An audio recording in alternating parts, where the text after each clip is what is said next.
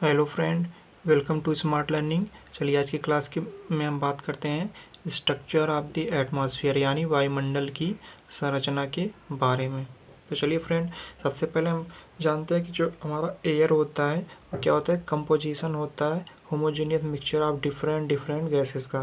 यानी जो हमारा एयर होता है ये डिफरेंट डिफरेंट गैसेस का क्या होता है, एक होमोजेनियस मिक्सचर होता है जिसमें लगभग 78% हमारे एटमॉस्फेयर में नाइट्रोजन पाई जाती है। ठीक है, ऑक्सीजन जो होती है वो 21% तक पाई जाती है, और हमारी जो कार्बन डाइऑक्साइड होती है उसका कंपोजिशन नियरली अबाउट 0.03% होता है, और हमारी भी आर्गन गैस भी पाई जाती है। ठीक है, ये सारी गैसें एटमॉस्फेयर में अवेलेबल होती हैं। चूँकि हम जानते हैं कि यहाँ पे क्या होती है कि डिफरेंट डिफरेंट हाइट पे क्या होती है, डेंसिटी डिफरेंट हाइट पे डेंसिटी क्या हो जाती है, डिफ़र कर जाती है। डेंसिटी जो होती है डिफ़र कर जाती है, जिसकी वजह से क्या होता है कि यहाँ पे सेवरल लेयर फॉर्म होते हैं, जैसा आपको दिख रहा है। Layer first, layer second, layer third, layer fourth, layer 5, जिसको भी हम क्लासीफाई अकॉर्डिंग टू नेम करते हैं। ये अलग अलग लेयर फॉर्म हो जाते हैं। चलिए आज हम इसी लेयर के बारे में बात करते हैं।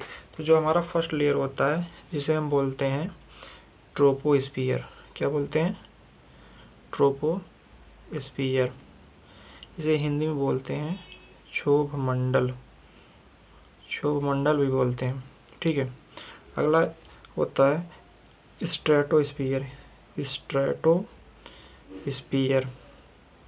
यानी इसे बोलते हैं हिंदी में समताप मंडल।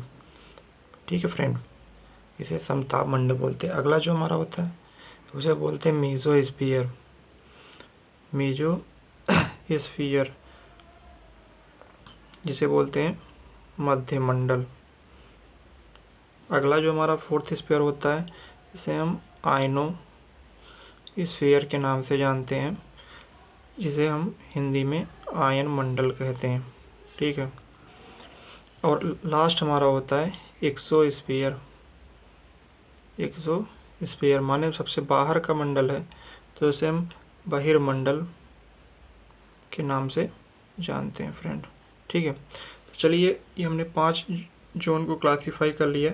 अब देख लेते हैं कहाँ से कहाँ तक जो हमारा ये अलग अलग हमारा क्लासिफिकेशन हुआ है, कहाँ से कहाँ तक कितना इसका विस्तार कहाँ से कहाँ होता है। जो हमारा ट्रोपो फर्स्ट होता है, मतलब सबसे लोवेस्ट एटमॉस्फेयर जो है, ये हमारा पृथ्वी 8 किलोमीटर से लेके 18 किलोमीटर तक फैला होता है।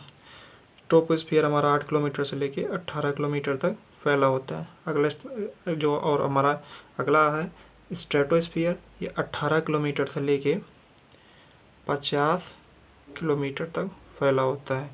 और जो हमारा स्ट्रेटोस्फियर अगला है मीजोस्फियर, मध्य यानी मध्यमंडल, ये 50 किलोमीटर से लेके 80 किलोमीटर तक। सेम इसी प्रकार आयनोस्फीयर हमारा 80 किलोमीटर से लेके 640 किलोमीटर। और जो हमारा सबसे लास्ट यानी सबसे एबव का होता है वो 640 किलोमीटर से एबव का जो एटमॉस्फेयर होता है उसे हम एक्सोस्फीयर के नाम से भी जानते हैं। चलिए अब हम बात कर लेते हैं कि इनका मेन क्या रिस्पॉन्सिबिलिटी होती है। तो सबसे पहले आप जानिए जो क्लाउड का फॉर्मेशन होता है। चलिए हम ऐसे आपको रिप्रेजेंट करते हैं। कुछ ये हमारे क्लाउड, मेघ यानी बादल। ठीक है, जो हमारे बादल हैं वो क्या होते हैं कि हमारे ट्रोपोस्फियर यानी क्षोभ मंडल में प्रेजेंट होते हैं। चलिए हम इसको रिप्रेजेंट करें क्लाउड। ठीक है, यानी जितनी भी क्लाइमेट रिलेटेड एक्टिविटी होती हैं such as formation of cloud and thunder storm होता है ना दोस्तों, तो ये क्या होता है, ये हैपन होता है इस ट्रोपोस्फियर में। ठीक है, अब चलिए हम अगले मंडल की बात करते हैं, समताप मंडल। अगला मंडल हमारा समताप मंडल। इसमें क्या होती है, ओजोन लेयर। ठीक है, इस लेयर में ओजोन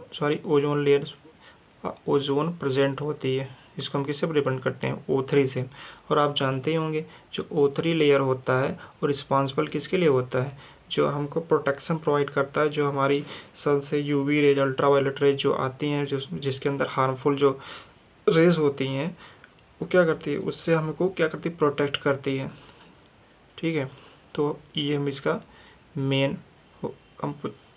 मेन जो इसमें प्रेजेंट होता है वो O3 होता है। ये क्वेश्चन आपके एग्जाम में बार बार पूछा जाता है, ठीक है।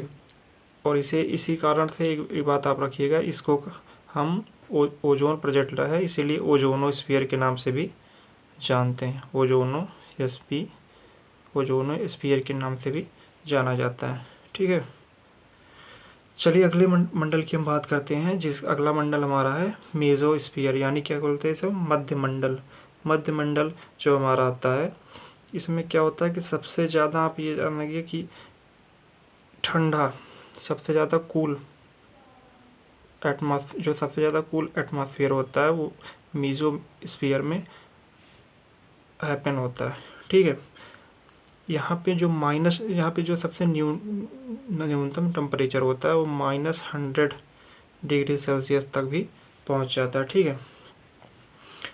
और जो हमारा अगला मंडल है, अगले मंडल की बात करते हैं आयनोस्फीयर में क्या होता है, जितने भी रेडियो वेव्स नहीं होते हैं, रेडियो